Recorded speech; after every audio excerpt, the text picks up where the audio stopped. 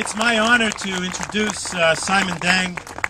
Simon and I have known each other for over a decade. Simon is the strongest person I think I've ever met in my life. He was a slave. He was captured as a jihad slave. He wasn't there to pick cotton, and he wasn't there to do housework. He was a jihad slave, and he escaped. And he has led his people. And for that, we owe him a great deal of thanks. And he is teaching Americans, and for that, we owe him a great deal of thanks. On September 15th of this year, Simon started a walk for freedom at the United Nations in New York, 250 miles.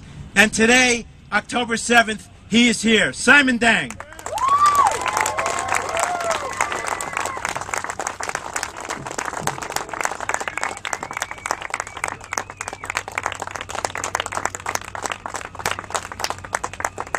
Thank you. Thank you.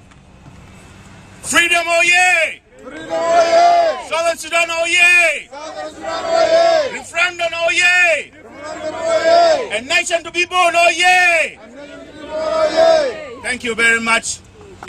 Thank you. I wish I would have called upon everybody by name to thank him and give him my gratitude with his support and her support by giving me a nurture to walk from New York City all the way to our nation capitals. And the thanks have to go to individual who has been on my side, Dr. Abdel Gabar Adam. Thank you very much. David Bradov, the person I call a brother, director, a national director of Sudan Freedom Walk. Thank you very much. And more thanks goes to my wife, a lady who put up with me for some time. Every time when I come up with a crazy idea, she always turn away, but she never walk away. She always walk with me. Thank you, Mommy.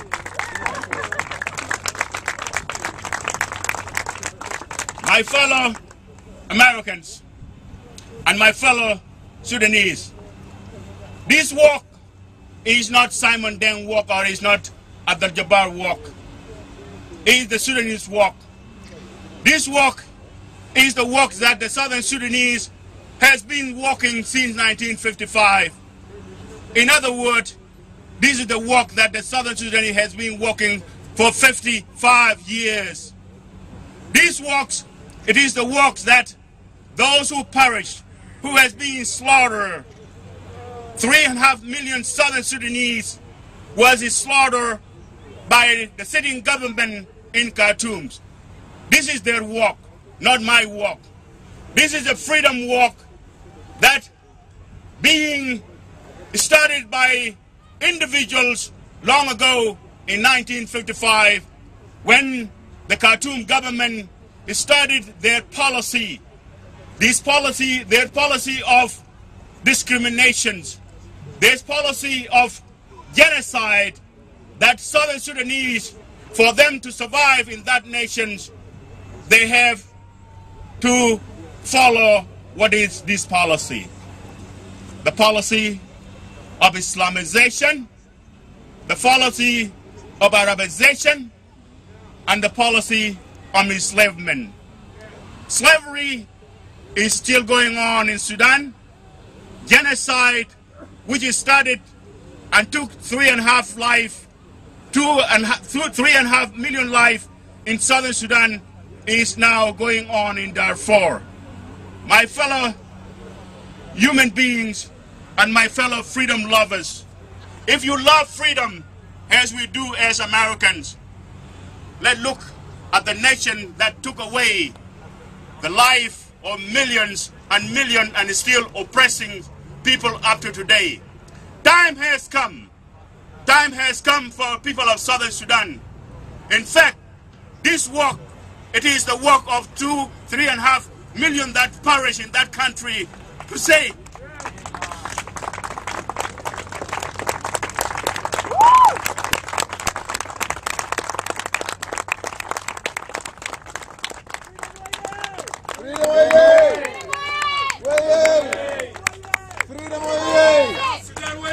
South Sudan way!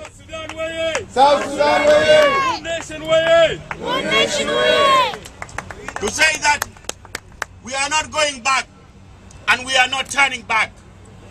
The road to the freedom is less than 100 days away. And this is to my fellow Southern Sudanese. Please stand up and stop talking and let's walk to the freedom.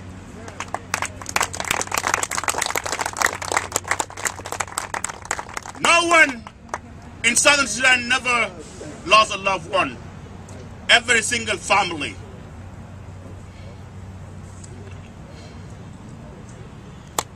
Freedom way! Simon Deng way! Mr. President, come and look me in the eyes and you see the tears.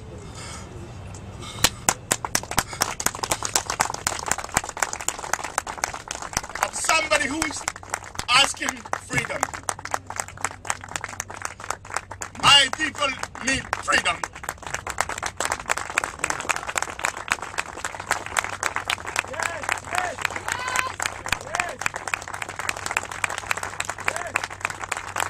This is the second walk. Mr. President, I know you very well. We sat together and we talked face to face. I want you to sit down with me face to face. Mr. President, of course you're going to see it. Time has come to show the leadership of America. The CPA, it is the legacy of the United States of America. The CPA, it is the fruit of the Sudan Peace Act that translate into the CPA. If you, America, cannot uphold your principles of commitment, then we should not call ourselves the leader of free worlds, because we're talking about freedom. People of Southern Sudan talking about freedom. We don't want no war. We don't want anybody to die again after 3.5 million already perished. We don't want anybody to be enslaved. Most important, less than 100 days ago, Mr. President, I want you to uphold the promise that you have given to the people of Southern Sudan. That the end of the road that they started by President George Bush, when he promised freedom to people of Southern Sudan, I want you to lead them to the freedom. I want you, Mr. President, not to engage in talk with the government of Khartoum. Of course, we're talking to them because we're going to be neighbors with them. We're going to be sharing something with them. Most important, we still will drink in the Nile River water together with them. All we're asking is a smooth transition after the fair and free election in Southern Sudan in 2011. We want a fair and a smooth transition supported by America, because this is American peace agreement, so that nobody going to get hurt. Mr. President, Secretary of State, a lady that I know, she's a dearly friend of mine, Hillary Clinton. She said referendum in Southern Sudan is a ticking time bomb. Mr. President, let it start now and dismantle the bomb before the bomb go off. Mr. President, we don't want your leadership to be seen by just talking a nice word and a beautiful word. We want your leadership to be real. And the Southern Sudan, and the referendum in 2011, it will test all these, because the legacy of American is online. The promise you have brought to millions, those who suffer the most in the world. And every child in Southern Sudan today is counting down to January 9, 2011, for freedom. Give them that promise. Give them that freedom. Give them what we love the most. Against and against should not be the word as usual. It have to be the word with a commitment and a leadership. And your leadership is required to recognize the new nation to be born in January 9. A nation Southern Sudanese will come out with a name, whatever they call it. A nation free of Islamization, a nation free of enslavement, a nation free of Arabization, a nation which embrace every people, regardless of their religion, regardless of where they come from. A nation that will respect other people, not the jihadist government of Khartoum that enslaved me and is still enslaving my people. In my conclusions, for those who come out today, we want you to stay firm. We can have to not walk out from this place and think everything is over.